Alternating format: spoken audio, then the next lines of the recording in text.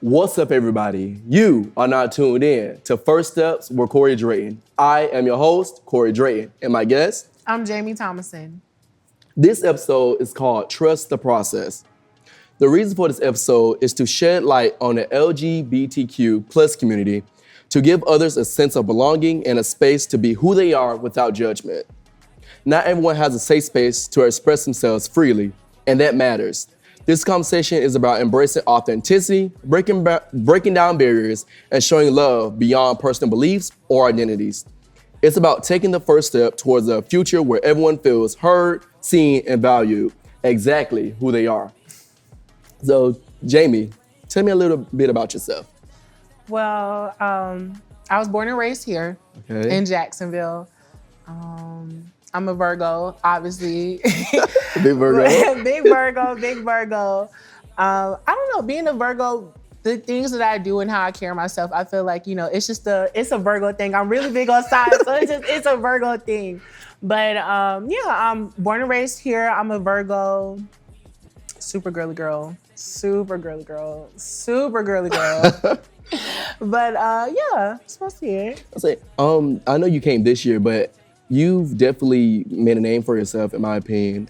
Especially with your campaign trail, that was really good. that was the best in my opinion. And also the way you carry yourself is really nice. Thank you. So tell me a little bit about your journey on a campaign trail. Oh, campaigning. I can say one thing that about campaigning, my whole thing was that I wanted to be different. Mm-hmm. I said, once I started campaigning, I said, I want something different, something that you normally don't see. That's how I always am. I'm so dramatic in different ways that I'm just so particular about different things, how I want it to be.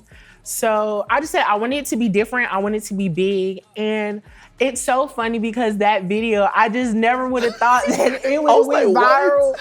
Yes, because I randomly seen it. I had my whole campaign team and we were going over everything. So I just randomly seen, I think that video, and we took different spots from it. And some of the stuff, like how people said like different things, like I came up with that, but I'm so particular about different things that I want to be done over and over again. And I know I probably made my friends so crazy just keep going over stuff, but I don't know, I wouldn't change anything about my campaign. It was a beautiful experience and I learned so many different things and got connected with different people. So I wouldn't take anything back from that campaign. Your campaign definitely spoke for itself. Oh, so Jamie, how has your understanding of yourself evolved over time? Understanding of myself. That's a good question. I've learned how to communicate with myself better. Actually taking the time to, what do I want to say?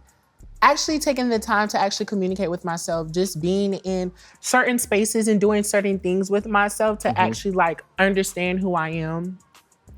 And I think it's so valuable for us to actually have time to ourselves, to be in our safe space, to have that, because it's so well needed. Yes. It is so well needed. So just doing skincare and watching a little movie, just being in that safe space, it really helps. It really helps. We don't understand, I feel that we don't understand how much we take on. Yes. And we just keep going and going. And then we wonder why some days we just randomly break down. Yeah. Because it's like we don't take time for ourselves. And that's something I'm currently working on. I think that we all should be working on that, honestly. That's definitely something we should start or consider working on because it's very important. Especially if, you want to pour into others. You can't pour into others with an empty glass. You know what I mean? So. It's true. That's so true. So what has been the hardest part about navigating your identity in today's world? I feel like just being Black and queer or Black and trans in America is, I would say, not one of the hardest things, but one of the most hardest things, I feel, in my opinion.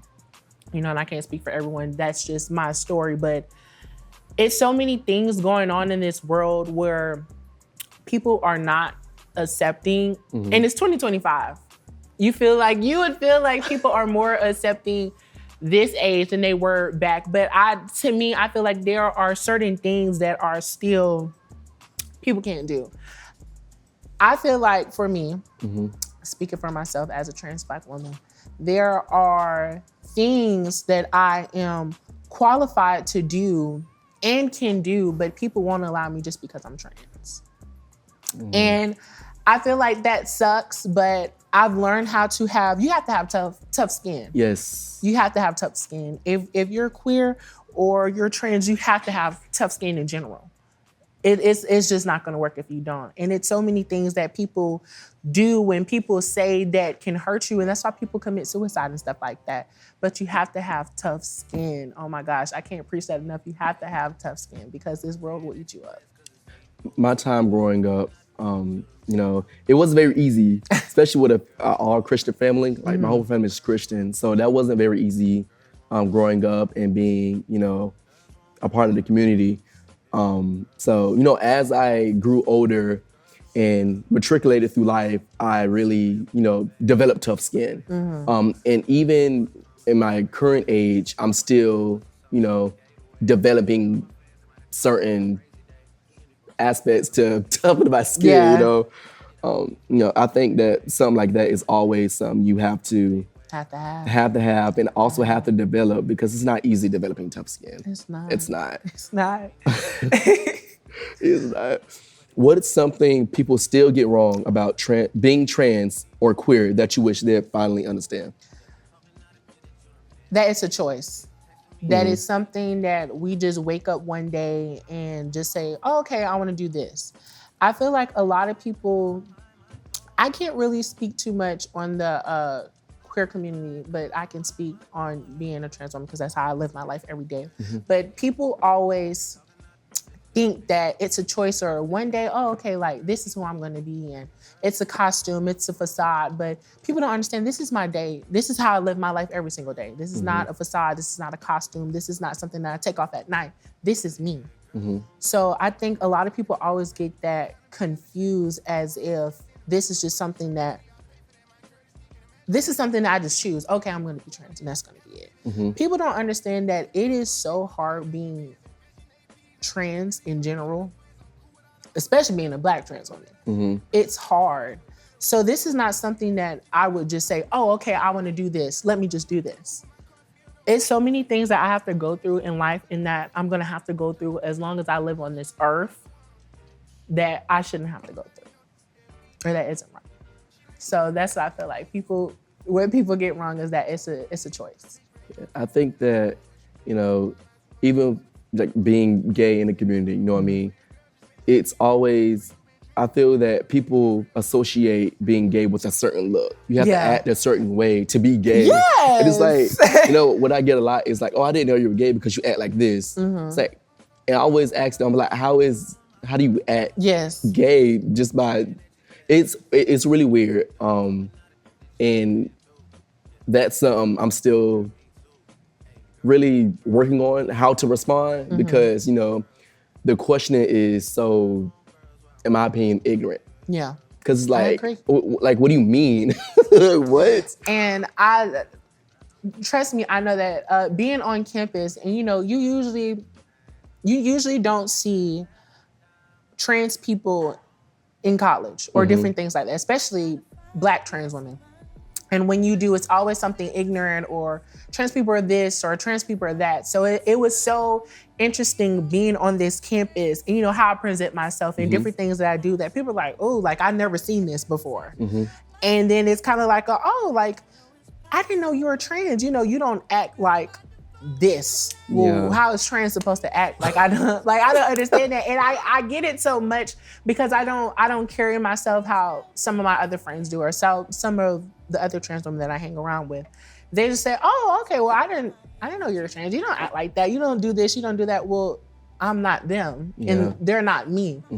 People have to understand that everybody lives their life differently. And you can't judge me off of something that you see on TV or on the internet because usually stuff are always a facade. Yeah. There's unfortunately, we have to live in a world when they do things like that. Even in our current economy or current, you know what I mean? Like current place Yeah. we are in the world, people still do old things. Yeah. It's like how you're behind. You need to catch Yeah. up, you know what I mean? Like, yeah. I agree. Yeah, I definitely agree as well. So Jamie, what advice would you give someone who's scared to walk in their truth? The advice I would give to someone to walk in their truth is do it when the time feels right. I feel like a lot of people always try to rush or do things just because people say that they should. Do it when you feel like the time is right. I feel like you know when the time is right. Don't take too long and live half of your life without actually being like authentically you. I know that I see like a lot of like older gays and stuff like that has went through their whole lives not being authentically them. But you know, like at a different time than it was then than it is now. It's different now. But do it when the time feels right. You know, we all know. we know when the time is right. You know, oh, what am I trying to say? Whatever is for you will never pass you. That's deep. So you know when the time is right. Yeah, I'm sure it's a gut feeling. You'll get sick of it. It's a gut You'll get sick feeling. of it. You know. You know, this question I always ask myself, and I always think about, if you could talk to your younger self, what would you say to him right now? If I could talk to my younger self, what would I say? Ooh.